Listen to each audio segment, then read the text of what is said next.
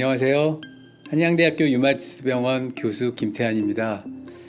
저는 류마티스 질환들이 굉장히 많아서 다양한 환자들을 보고 있는데 그 중에서 특히 젊은 나이에 엉치나 허리가 아프고 또 이것 때문에 병원을 찾아보는 강직 척추염과 척추관절염을 집중적으로 진료하고 있습니다. 비교적 젊은 나이에 생기기 때문에 또 대학생, 사회적으로 큰 일을 많이 할 나이에 생기기 때문에 사회적으로 굉장히 중요한 병이고요. 그동안 한양대학병원에서 많은 환자를 봤기 때문에 환자들의 자료나 이런 데이터를 가지고 분석을 많이 했고, 현재는 실험실에서는 강직 척추염의 원인 또는 왜 생기느냐 기전 쪽으로 많은 연구를 하고 있습니다. 자, 지금부터는 강직 척추염의 모든 것에 대해서 풀어보겠습니다. 강직 척추염은 무엇인가요? 보통 많이 천장관절이라고 부르는 엉덩이 관절의 염증이 생겼다가 또 좋아졌다가 나빠졌다를 반복하면서 관절은 변형이 됩니다. 그래서 이런 변형은 사는 동안 없어지는 건 아니고 이 변형 때문에 생기는 질환을 강직 척추염이라고 말하는 거고요. 심하지 않은 사람들은 딱 이 엉치 관절에만 관절 변형이 국한되는데, 심한 사람들은 등이나 허리나 또 목이나 고관절까지 척추를 전체적으로 침범할 수 있는 질환이라고 할 수 있고요. 근데 이런 병들은 비교적 젊은 나이인 고등학생, 대학생, 또 남자의 경우 군대를 갈 나이 요쯤에 생겨서 계속 약이 필요하고 병원에 와야 되기 때문에 사회적으로 돈이 많이 들고 또 그동안은 마땅한 치료자가 없었기 때문에 생각보다 환자들이 고통이 많았거든요. 지금은 많이 질환에 대해서 알기도 하고 치료제도 좋기 때문에 이 병을 일찍 진단하고 빨리 치료하면은 다른 어떤 류마티스 질환보다 훨씬 더 좋게 될 수 있는 질환입니다. 강직 척추염의 원인은 무엇인가요? 모든 류마티스 질환과 마찬가지로 딱 한마디로 원인을 뭐라고 말씀드리긴 참 힘든데요. 강직 척추염의 원인을 분석을 해보면 어떤 이런 병에 잘 걸릴 만한 유전자가 환자들 사이에서 많이 발견이 되기 때문에 약간의 유전적 경향은 있는데, 이거 가지고 병이 생기는 건 아니고 어떤 사람은 설사를 많이 하는 대장염이 있다거나 아니면 소변줄에 염증이 생기다거나 아니면 넘어지거나 아니면 너무나 과로했거나 이런 것 때문에도 원인이 생기거든요. 그래서 현재까지는 한마디로 말씀을 드릴 수는 없지만 유전적 소인이 약간 있는 분들의 이런 환경적인 요인, 그게 감염일 수도 있고 또 너무 힘들거나 무리할 수도 있고 아니면 부딪히는 거일 수도 있고 이런 환경적인 요인이 가미돼서 생기는 병이다, 이렇게 말씀드릴 수가 있는데, 지금까지 많이 분석을 해보면 아무래도 유전적 성향보다는 환경적인 요인이 더 크다고 말씀드릴 수가 있습니다. 근데 이런 증상들은 대부분의 10대 후반, 20대 초반에 나타나는 경향이 있고요. 나이가 들어서도 생기긴 하지만 확률적으로는 젊었을 때 생길 확률보다는 굉장히 적게 됩니다. 강직 척추염의 증상은 어떤 것들이 있나요? 증상은 대표적인 증상으로 말씀드리면 한 4가지로 요약을 할 수가 있는데요. 첫 번째는 염증성 요통. 우리가 보통 염증이라고 얘기하면 우리가 보통 운동을 많이 하거나 아니면 디스크가 심하면 많이 힘들게 되면 가만히 있거나 누워 있거나 자고 나면 훨씬 좋아지는데, 우리 강직 척추염 때 보는 염증성 요통은 가만히 있으면 힘들고 조금이라도 움직여야 편하고, 많이 심한 경우에는 누워있는 잠자는 동안에 생활을 못할 정도로 아파서 깨고 움직여야 되고, 많이 심한 경우에 새벽녘에도 일찍 깨는, 그러니까 정리를 하면은 가만히 있으면 통증이 더 나빠지고 조금씩 움직여야 되는 증상, 그게 염증성 요통이라고 하는데, 그런 염증성 요통이 가장 특징적인 소견입니다. 비교적 젊은 나이에 이런 염증은 어쩌다 생기는 거기 때문에 간헐적으로 하루아침에 막 심해지는 게 아니라 조금씩 나빠지는 경향이 있고요. 이게 가장 중요한 첫 번째 염증성 요통이고요. 두 번째는 말과 다르게 관절염이 생깁니다. 그러니까 척추 증상 이외에도 무릎이나 발목이나 발가락 같은데 관절염이 생겨서 걷기가 힘들다거나 아니면 움직이는데 굉장히 장애가 있어서 병원에 오게 되고요. 세 번째 특징은 발 뒤꿈치나 발바닥 같이 우리가 보통 골부착부염이라고 하는데, 이런 데 염증이 생기는 거 있어서 정형외과도 많이 가게 되고 또 나름 물리치료도 많이 하게 되는 이제 이런 증상도 있고요. 조금 관절 증상이라고 할 수는 없겠지만 네 번째는 포도막염이 많이 생깁니다. 좀 관절 증상하고 다르죠. 근데 이런 포도막염은 이렇게 한 강직 척추염이 100명이면 한 30명 정도 생기고 치료만 잘하면 금방 좋아질 수 있는데 대량의 약이 필요할 수도 있고 치료를 안 하게 되면 또 시력이 나빠지거나 뭐 실명까지도 갈 수 있는 증상이고요.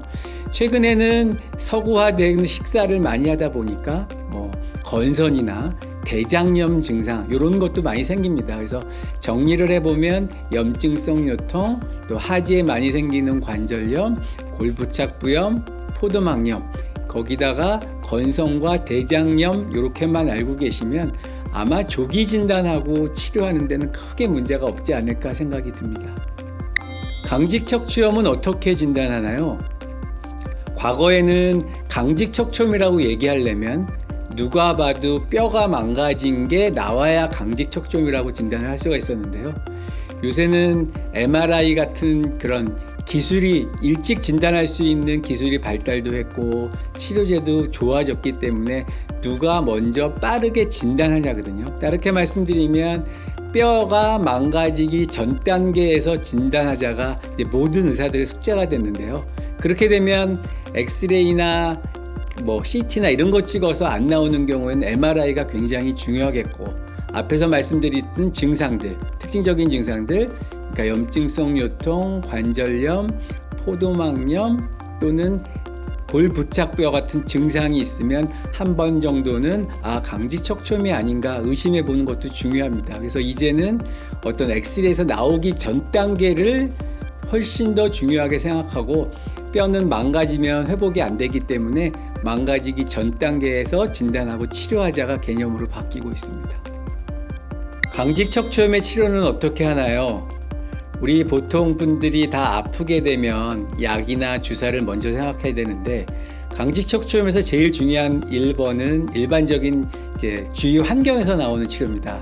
그러니까 병이 걸렸으면 나는 완치될 수 있고 강직이 진행되지 않겠다는 믿음이 있는 게 가장 중요하고요. 생활에서 보면 담배를 피우는 경우에는 담배는 반드시 끊어야 됩니다. 제가 진료실에서 거의 뭐 하지 말라는 얘기는 안 하는데 담배는 통계적으로 확실히 나쁘다는 데이터가 많기 때문에 반드시 금연은 하셔야 되고요.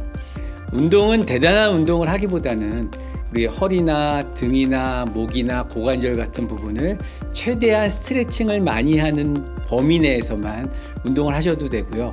많이 증상이 없는 경우에는 이런 걸 좀 재밌어야 되니까 뭐 수영을 하거나 또 뭐 요가를 한다거나 근데 그 다음날에 일어났을 때 너무 내가 너무 많이 하지는 않았나? 하지는 않을 정도로만 유지하면 될 것 같고요. 이게 어떤 약물 치료보다 훨씬 중요합니다. 근데 약물 치료는 가장 중요한 치료는 우리가 보통 소염 진통제라고 하는 진통제 치료가 굉장히 중요한데요. 환자들은 그 100명의 환자가 오면 한 70명 정도는 분명히 이런 소염 진통제 효과가 있습니다.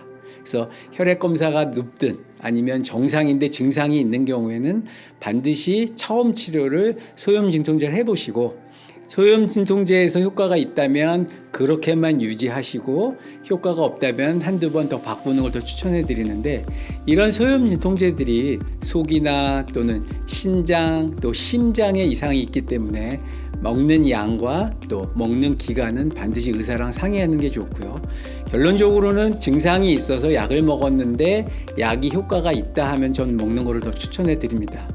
또 류마티스 질환이긴 하지만 우리가 보통 류마티스 관절염 때 사용하는 MTX 같은 항류마티스 약제는 별로 강직 척추염엔 효과가 없기 때문에 만약에 소염 진통제에 효과가 없으면 바로 주사 치료제로 넘어가는 게 좋은데요. 주사 치료가 뭐 이걸 맞으면 강직이 안 되는 것도 아니고 또 아무리 좋은 약이라도 부작용이 있을 수 있으니까 또 종류도 많으니까 주사 치료를 하기 전에는 이거는 반드시 담당 의사랑 상의해 보시는 게 훨씬 더 좋습니다. 강직 척추염의 진행과 예후는 어떻게 되나요? 이건 참 통계를 제가 뭐 한양대학병원 20년 자료로 분석을 많이 해보는데 사람마다 워낙 차이가 있습니다. 근데 심하지 않은 사람은 천장관절이라고 말씀드리는 엉치에만 국한이 돼 있어서 거기서 더 진행은 안 되는 경향이 있고요. 근데 어떤 분들 한 보통 제가 통계적으로 말하면 한 30% 정도 된다고 말씀드리는데 그런 분들은 허리나 등이나 목 같은 데 증상이 생겨서 진행하는 쪽이거든요. 그래서 그런 사람들은 굉장히 나쁘게 될 수도 있기 때문에 사람마다 다르는데 제일 중요한 거는 혈액에서 염증이 나오냐, 엑스레이에서 뼈가 망가진 게 있느냐, 아니면 내가 생활하는데 불편할 만큼의 통증이 있냐에 따라서 달라지고요. 또 강직 척추염 때 척추 증상 말고 또 무릎이나 발목 같은 관절염이 있거나 포도막염이 있다 그래서 뭐 진행이 되는 건 아니니까 또 염증성 요통과 척추가 운동 범위나 척추뼈의 이상 정도는 한번 체크해 보시면 그 예후가 어떻게 될지는 예상할 수 있는데 보통 한 20대, 30대 또 40대 초반까지는 진행 속도가 빠르고 40대 후반이 넘어가면 속도는 많이 줄게 돼 있습니다. 강직 척추염 관련 최신 치료 방법이 있나요? 우리가 가장 이상적인 치료다 말씀드리려면 강직이 안 되게 하는 치료인데 불행히도 아직까지 강직이 안 되는 약제는 없습니다. 그래서 현재까지는 염증이 많고 통증이 많은 경우에 이런 염증이나 통증을 없애주면서 운동을 하는 게 최선이고요. 특히 비교적 젊은 나이나 아니면 엑스레이 찍었는데 엑스레이에 망가진 게 많다거나 아니면 염증이 굉장히 많거나 약제 반응이 없는 경우에는 집중적으로 치료하시는 게 훨씬 더 좋고요.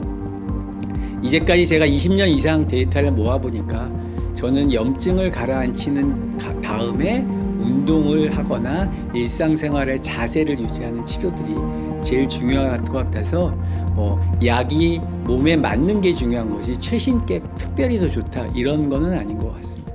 마지막 당부입니다. 강직 척추염이 처음 걸렸을 때는 천장관절의 통증이나 염증으로 일상생활이 굉장히 제한이 있습니다. 그래서 심한 사람은 일주일 이상 또 한 달 이상 고생해서 사회생활도 못하고 또 심하지 않은 사람들은 2, 3일 아팠다가 또 한참 안 아팠다가 다시 아픈 기간을 반복하는 거거든요. 근데 조기에 발견하고 또 조기에 치료하게 돼서 다시 말씀드려서 뼈가 망가지기 전에 치료를 하면 앞날이 나쁘지 않습니다. 일상생활하는데 제한이 없고요. 그래서 강직이 걸렸다 그래서 낙담보다는 나는 분명 좋아질 수 있다는 자신감이 1번이고 염증이나 통증이 있는 경우에는 반드시 병원에 오셔서 또 거기에 맞는 증상에 맞는 치료를 하면 저는 그동안 20년 동안 강직계통의 연구와 진료를 해봤지만 요새는 조금 더 20년 전보다는 자신감이 생기는 게 훨씬 더 강직이 안 되고 좋아져서 일상생활을 충분히 할 수 있다.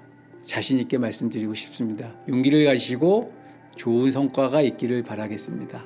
감사합니다.